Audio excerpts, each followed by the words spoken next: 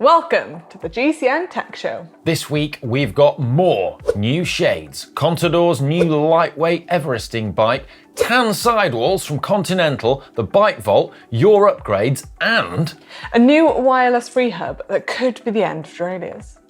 Let's go. First up, our main talking point this week, and a Belgian company called Classified has come up with a completely new wireless hub design with internal gears that could completely revolutionise bike drivetrains. Check this out. The rear hub features internal gears that can be changed wirelessly. The product is yet to be released, but the thinking is, could this remove the need for a front mech? So instead of a front derailleur, you would change gear, the equivalent gear, inside the rear hub. And this kind of functionality is actually already found on Brompton bikes. But the clever thing here is that it's wireless and electronic. Details on weight, price and availability are yet to be revealed, but it would appear from the website that the hub would contain a 1:1 and a 1:0.7 ratio that effectively would replace your smaller inner ring. The two wireless internal hub gears are then controlled by a small device that's fitted into the handlebars of the bike. So it looks like it's designed to be fitted as a bar end plug. I was going to do that, I'm not going to do that. Not after last time. Anyway, yeah, you get the idea. Goes into the bar end plug, right? And then that can be connected via ANT Plus to a shifter button, either a small satellite shifter button, or presumably you could use Di2, because Di2 can work with third-party devices if it's configured via the eTube app. We've seen you can set up your Di2 to even control the screens on your Garmin by flicking between two buttons. So presumably that's not beyond the realms of possibility either. On the hub itself, the electronics are ingeniously incorporated into the through axle. This includes the batteries and the ANT+. The through axle communicates via induction coils, so there are no wires needed to link up at the hub. I love a good bit of electromagnetic induction, and that's a really original application of it. I applaud them for that. Now, the system is designed to be used in conjunction with existing 11-speed rear derailleurs, so presumably SRAM or Shimano ones, or Campag, I guess. And then you combine the cassette with the derailleur gears with the internal clockwork gears of the hub to get a really big spread.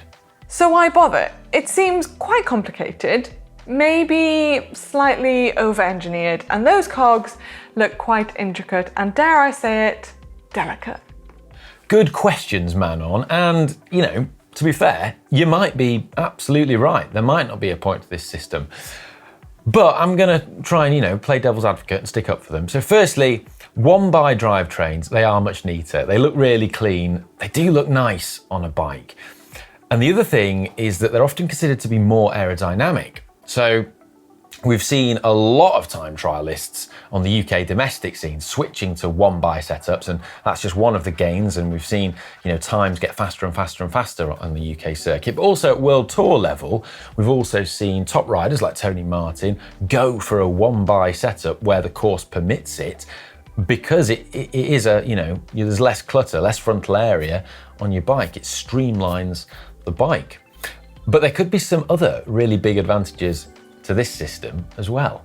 According to Classified, shifting takes just 150 microseconds between gears, which doesn't sound like much at all, and also consumes just 1 extra watt of drivetrain efficiency. And that's thanks to the sort of clever clockwork mechanism by which it shifts through the gears.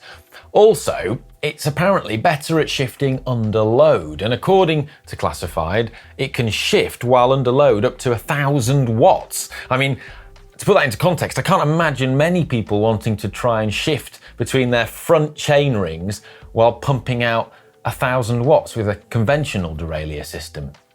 I mean, I can, but can you even do over 1,000 watts, Ollie?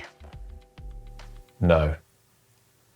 Anyway, another interesting feature that they've built into the system is to separate the mechanical clockwork wireless gear changing component with the actual hub shell itself, so it detaches away from that. The thinking behind this is that if you have more than one wheel set, you don't need to have the complex, well, presumably expensive part, the gear changing part, on every single wheel set.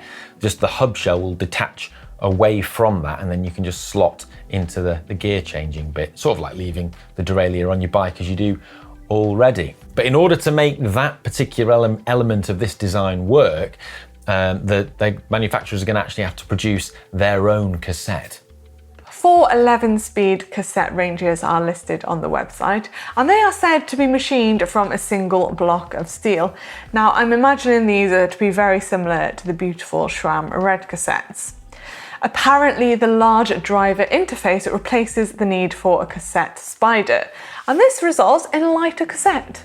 Like we say, this system isn't available yet, so I guess it's a case of watching this space. But we're really keen to find out what you guys think of it, so let us know in the comments down below. And, also let's have a poll in the app as well. Do you think that this system will replace the conventional front derailleur design we currently have? Or will it just be a flash in the pan? Get involved, vote. Also, I'm a big fan of that phrase, flash in the pan. It comes from misfiring of muskets. Nice. We digress. Anyway, on to hot tech.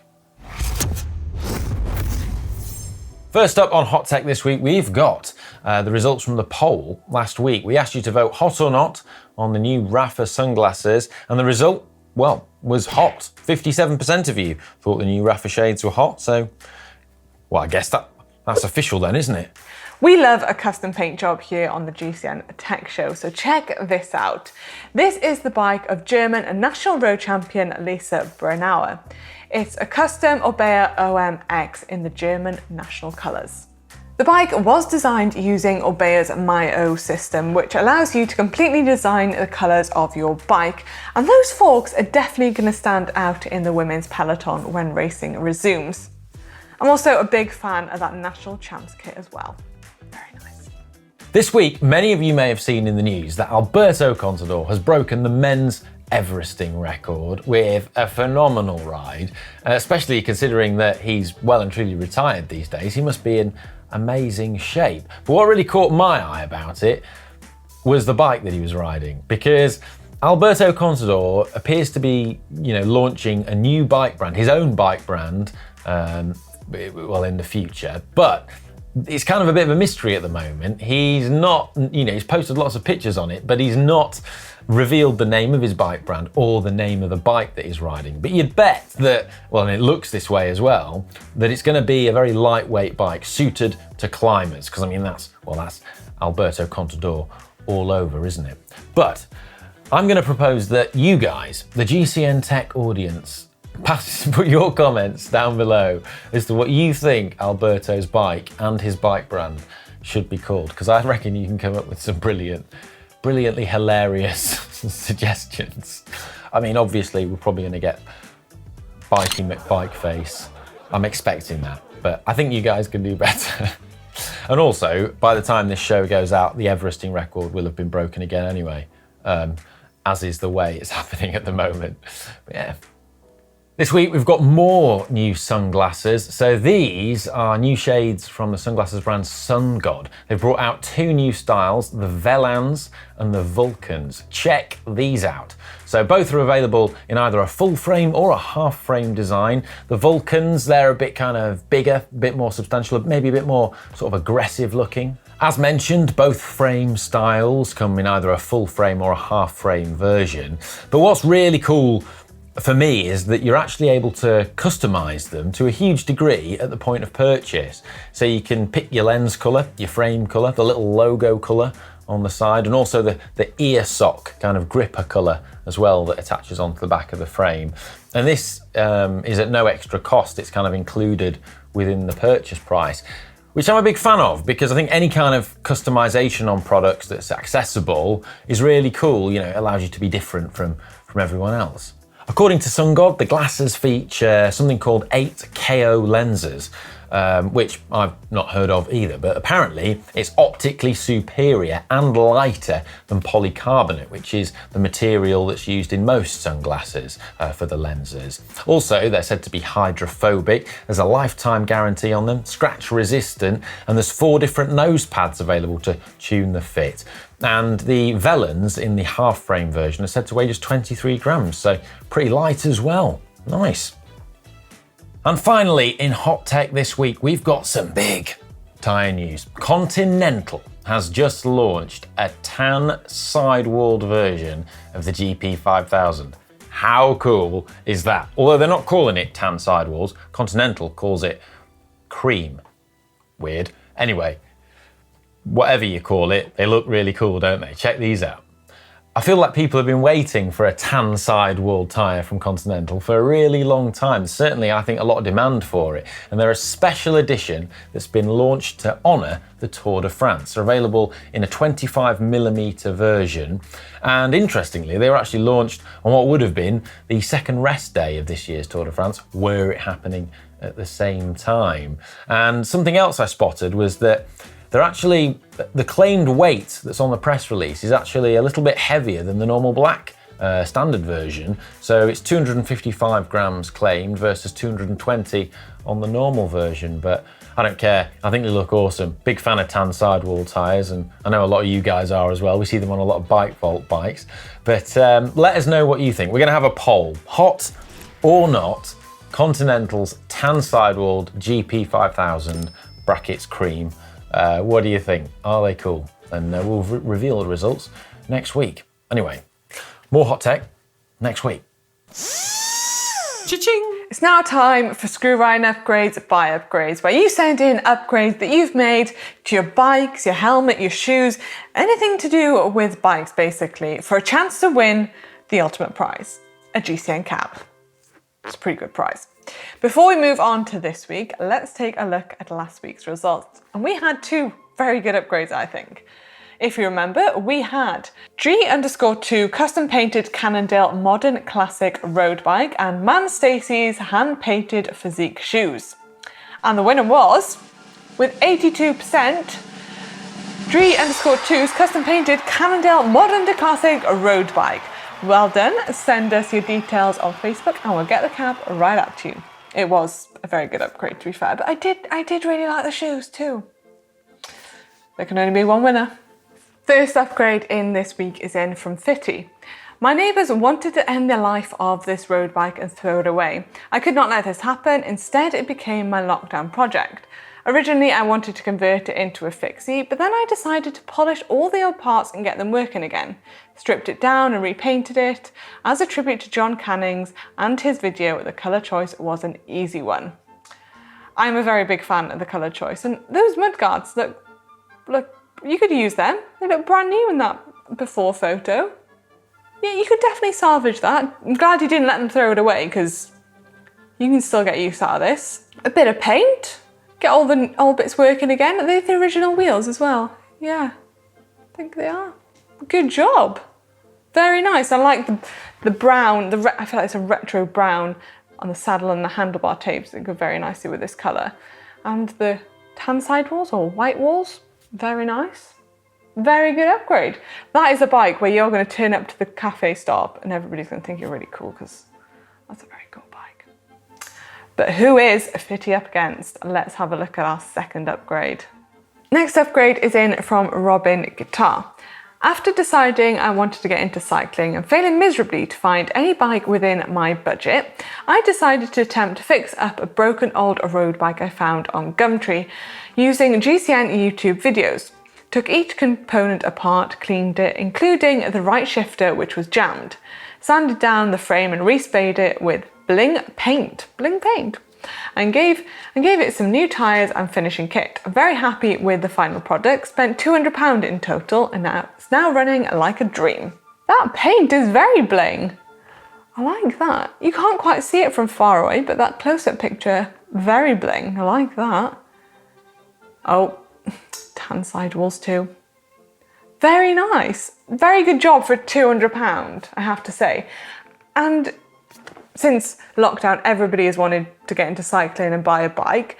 And you've probably learned so much more by building that up yourself than if you went to a bike shop and just bought ready-made bikes. So I think it is a really good thing that people are upcycling and, you know, rummaging through their garages. And we've had a lot of people in the upgrades since lockdown just redoing up old bikes, and they've been really good upgrades, so really good. I'm definitely gonna have to do one day, find a run-down old bike in my garage and do it up nice and bling. Maybe with some bling paint. It's very nice. These are very two upgrades. Very good upgrades this week. So it's not up to me, it's up to you guys. Which one do you think is the best? Head over to the GCN app and get voting. Who is gonna win the GCN cap? It's now time for the bike vault, where you submit pictures of your beautiful bikes and I vote if they're nice or super nice. And if they're super nice, they get put to the bike vault forever and ever. But not only that, the bike vault bell gets rung too, so let's go. First bike in this week is in from Jason, and it is a Pinarello Dogma F10. And I mean, the Minion, is that a Minion in the background? I'm gonna say that's a Minion. What is that? I mean, it's a very nice statue.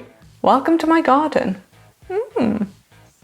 Very nice backdrop for a bike vault picture. But the bike, very nice, matte black. Valves are lined up from Biggie Smalls. That chain looks very clean. Definitely just clean this. Very nice. I just think black just looks really nice. Black handlebar tape, black saddle. Very nice. You know what I'm gonna say. Super nice from me. Next up, we have this in from Peter, and this is a Cannondale Super 6 Evo High Mode. And we have a gold chain.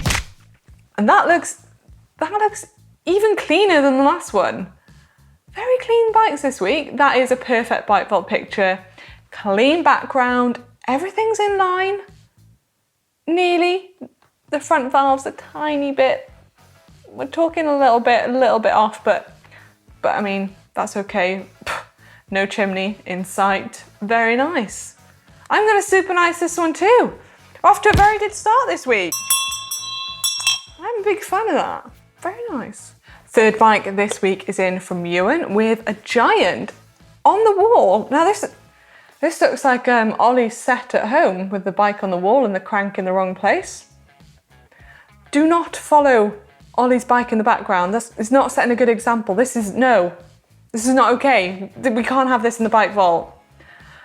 The bike needs to be other way around and the crank's in line. But I mean, how is that bike even staying on the wall? Magic, it must be magic. That's just a nice from me. Moving on. Next bike is in from MLP0848 with a specialized,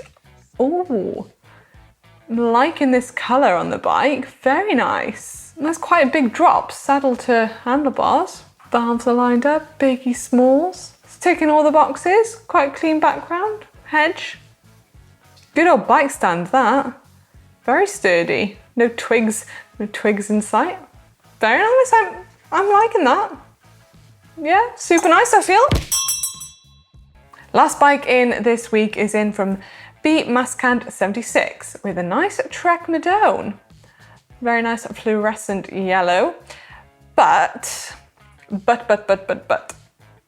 This is just the wrong way around for the bike vault. We haven't got anything lined up. We can't see if anything's lined up because we need the bike the other way around. We can't see if it's in Biggie Smalls. I mean, well, we know the crank's not lined up, but probably take that bottle off as well. Turn it around, maybe a little bit of nice background. Like we got a little bit of a dog's tail in there. Is that a dog's tail? Something's moving there. Maybe you could get the dog to sit nicely by the bike. That would make a good picture. But yeah, that's just a nice from me, I think. Just a nice. That's it for the bike vault this week. Remember, you can upload your pictures to the bike vault in the GCN app, and you can vote on all these bikes if you do disagree with my judgments, if they're nice or super nice. So head over and get voting. Unfortunately, it's nearly time for the end of the show, so I hope you've enjoyed it. But something cool I wanted to show you before I go is we've now got the new Castelli training kit in the shop. So if you like kit that's got a bit more of a relaxed fit, I know a lot of you do, and it's also less expensive than the top end racing kit, then check this out because it's got a really nice design. I think it looks awesome. So if that's your bag, head over to shop.Global Cycling Network and we'll see you next week. We'll be back again. So until next time, have a good one.